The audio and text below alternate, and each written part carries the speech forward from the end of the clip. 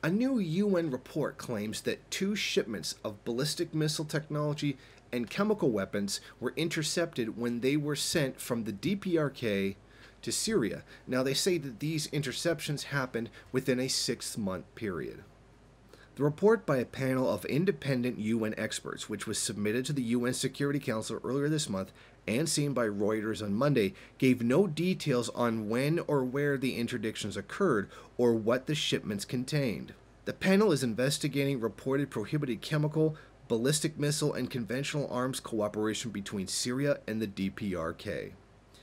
2 member states interdicted shipments destined for Syria. Another member state informed the panel that it had reasons to believe that the goods were part of a KOMID contract with Syria.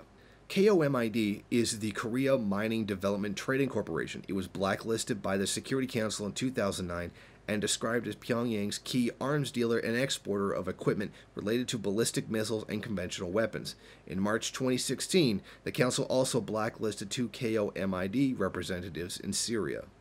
The report also says the co-signees were Syrian entities designated by the European Union and the United States as a front company for Syria's Scientific Studies and Research Center, a Syrian entity identified by the panel as cooperating with KOMID in previous prohibited item transfers. Now, the timing of this could not come at a more suspicious time.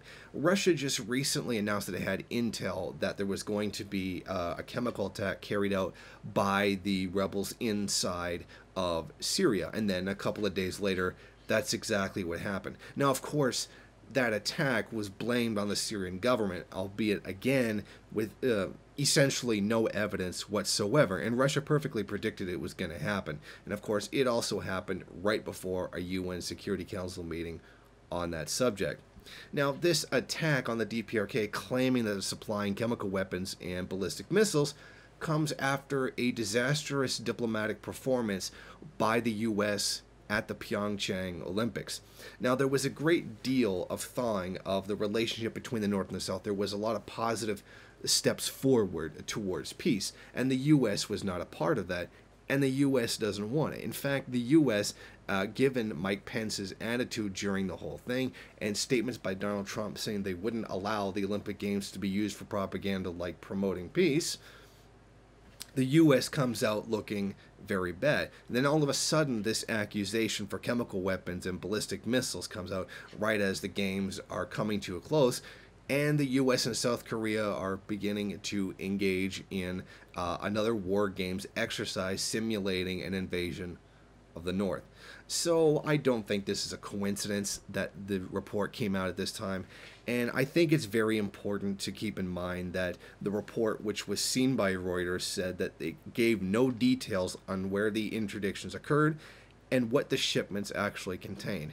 In other words, there's literally no evidence of this being true at this time. So you'll forgive me if I don't take the imperialists' word for it, and instead I'm going to wait until some kind of proof can be offered, but I really have a feeling that no real proof will be forthcoming. Thank you for watching. If you like this program, then please head over to my Patreon page and set up a monthly donation. It's your donations that keep this program running. Also, if you would like, please rate, comment, subscribe, and share in various social media.